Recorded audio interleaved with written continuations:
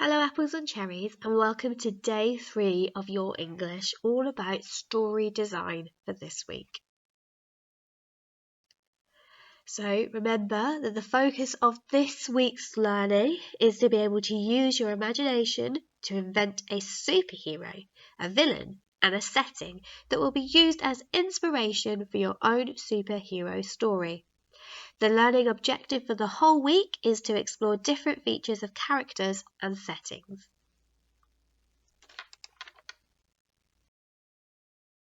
Just to quickly go through the week so you understand how the week has been structured.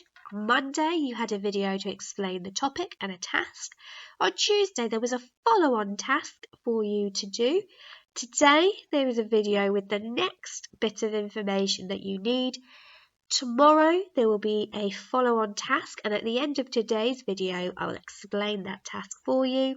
And then on Friday, there will be a video to summarise the week's work and a little task to end the week.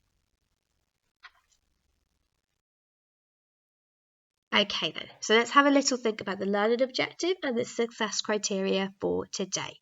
So the learning objective is the same as Monday, to explore different features of characters. And to be successful today, you will be able to think of examples of supervillains. Some of you may also then be able to design your own supervillain and name them. And some of you may also even be able to create a superpower for your villain.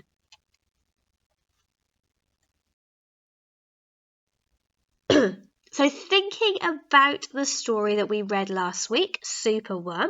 Superworm was the hero and there was a villain in the story that caused the dilemma, the problem in the story.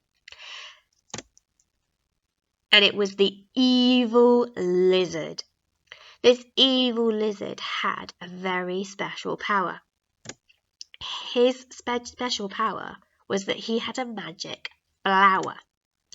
And that magic flower he used to control Superworm to get him to do what he wanted. And he also had a sidekick called the Crow who helped him do his evil plans. So there are a couple of other villains that we know about in our comics and our films. So one of the villains is from Batman, and this is Bane, and he's really evil. And he has lots of really nasty things going into his body, which makes him super strong and really dangerous. And he's not very nice to people, is he? Then in the Avengers, we've got someone called Thanos. And Thanos has gone around and he's tried to steal all of the stones to make him super powerful.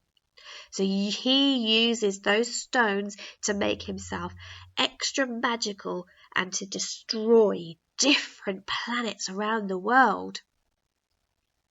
And then over here, we've got Magneto. And he's from the X-Men.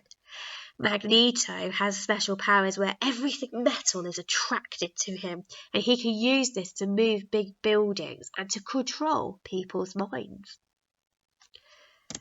So, just like the superheroes, these villains in our superhero stories, they also have special powers, but they don't use them for good. They use them to be evil and to hurt other people, or to get what they want without being kind. So we have to think about what makes them so powerful. Can you think of any other villains that are a bit scary or a little bit mean in our stories? Okay then, so your task today is to design your own super villain. Okay, so on Monday, you designed your own superhero, and today you're thinking about who is that person going to be in your story that causes the problem, and that will be the villain. So you need to have a little think about design it. So the first thing you're going to do is design your own villain. So my villain won't have any hair. My villain is going to have some flames coming from the top. And his logo in the middle will be a big F inside a flame. So like I said on Monday, I only have one colour option on mine, so it's not going to be as good as yours. So when you design yours, have a little think about what your villain's going to look like and really go to town in designing your villain. Once you have designed your villain, you will then be able to name your villain. So you need to give it a name that suits what you have designed it like. So mine doesn't have any hair, it has flames, and its logo is F with a flame because the name of my villain is Flames. It's really simple, it's really evil, and it's not a very nice person at all.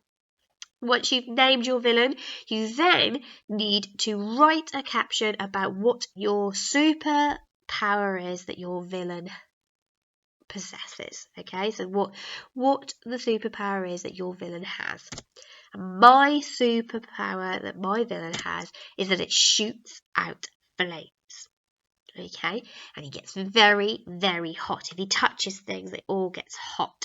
So this is not a nice villain to be around because this villain really likes to burn things. Okay, so once you've designed your supervillain, you are finished for today. Make sure you keep hold of this piece of paper because you will need to add to it tomorrow.